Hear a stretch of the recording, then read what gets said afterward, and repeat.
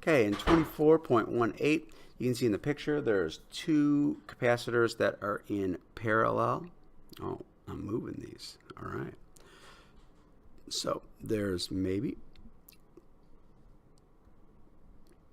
two capacitors that are in parallel and one that's in series with the ones that are in parallel.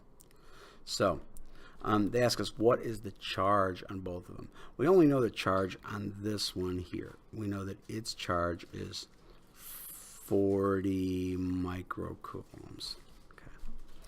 But we also know its capacitance, okay, which means we can find its voltage since we know that Q equals CV. Then we know this, and we know this, we can find out its voltage.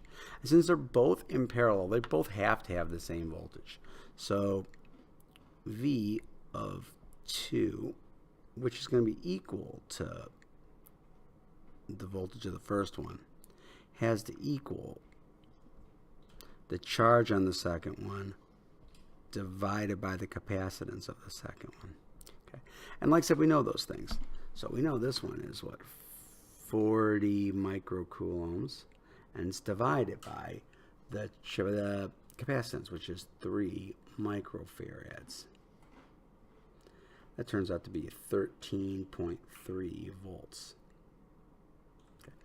Okay. So that's going to be our voltage for both the bottom and this one. And that's good, because we can use that to find out what the charge is on the top, again using the same equation. So if we use Q1 equals C1V1, okay, we can do that. So we can say that's going to be the charge, which is 6 microfarads times 13.3 volts. That's going to give you 80 microcoulombs when you solve it. Okay. Okay, so we got the first one. Okay. Now we need the charge on the third one. Well, remember there's a special property that goes with things that are in parallel. Okay. Series. Everything in series has the same charge. So what that means is that the charge of the third one has to be the same as the charge of the pair above it, which is going to be the charge of the first one plus the charge of the second one. Okay, and that's 40 plus 80. That gives 120 microcoulombs for the amount of charge on C3. Okay. For part B, they're interested in the applied voltage VA and B, so the voltage across those two terminals.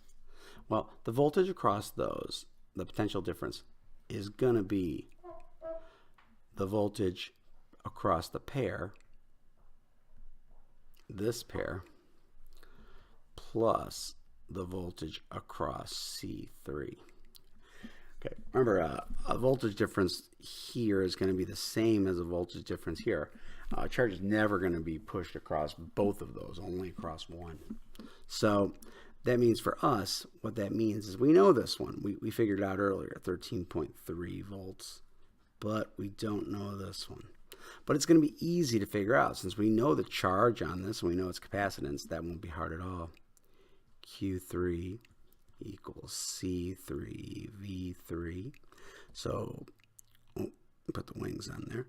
So V3 is just going to be Q3, which we found earlier was 120 microcoulombs divided by its the number of farads in that, which is going to be 5 microfarads.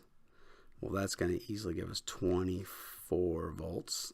So that's going to be the voltage there. So we're going to take 13.3 volts and we're going to add 24 to it. And we're going to get a total of 37.3 volts across the junction between A and B.